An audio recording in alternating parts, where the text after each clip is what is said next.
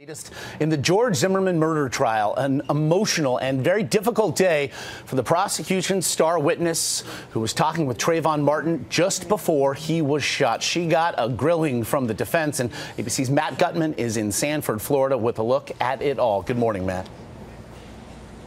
Hey, good morning, Josh. Analysts tell us that Rachel Jeantel's testimony is the biggest thing standing between George Zimmerman and an acquittal. That's because she says Zimmerman followed and then confronted Martin that night. It's one reason his defense team works so relentlessly to discredit her. For the second straight day, George Zimmerman's attorney kept Rachel Jeantel up on the stand in order to tear her down. That's why you didn't do anything. It was because Trayvon Martin started the fight and you knew that. Objection, compound question, badgering the witness. Jeantel was on the phone with Trayvon Martin in the seconds before neighborhood watchman George Zimmerman shot him. The prosecution's star witness says Martin told her he was being followed and that she then heard Zimmerman confront him. During a heated cross-examination lasting more than 5 hours. Are you claiming in any way that you don't understand English? I understand you.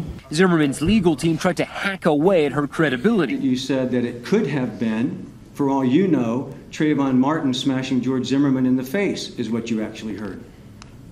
What? Yeah, just earlier today. By who? By you. You ain't get that from me. And in a jarring exchange, defense attorney Don West accused the 19-year-old of lying about a letter she says she wrote to Martin's mother, explaining what she saw that night. You didn't even tell the prosecutor about it? No. West asked her to read the letter, which she had a friend help her write. She could not. Are you unable to read that at all? Some of them I do not. Can you read any of the words on it? I don't understand cursive. I don't read cursive. Later this morning, ABC News has learned jurors are expected to hear from this man, Chris Serino, the lead homicide investigator on the case. In the days after the shooting, Zimmerman, who pleaded not guilty, recorded this reenactment video, showing Serino how he says Martin attacked him. He just kept slamming his head into the pavement, saying he only shot in self-defense. Now, Serino was skeptical of Zimmerman's claim that he had to shoot Martin because he was locked in some sort of life and death struggle. That's the reason he recommended manslaughter charges against Zimmerman. Now, Serino could take the stand later today. Josh. And we'll be watching Matt Gutman there in Sanford. We want to turn now to ABC's chief legal affairs anchor, Dan Abrams. And Dan, again, Rachel Jeantel more composed than the first day on that witness stand, but 7 long hours being grilled. What did it do to the prosecution's case? She's a flawed witness. This is not the witness that you want if you're the prosecution, and this is the last person that spoke to Trayvon Martin.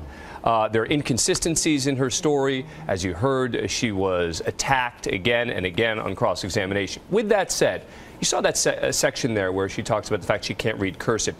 She doesn't seem educated, but don't underestimate her. She was still smart in the sense that there were times when the defense attorney was trying to ask her questions to get her to admit things, and she caught it. She would say, no, wait.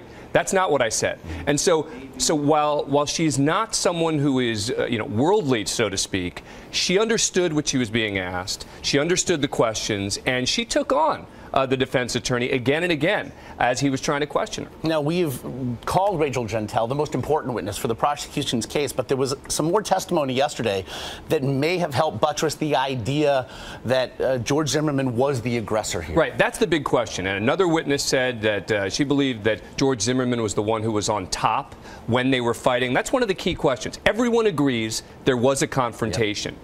They don't agree exactly when did it start, where did it start, and who was on top. And the defense's position is that it was Trayvon Martin who attacked George Zimmerman. If prosecution can show Zimmerman was on top, it's an important point.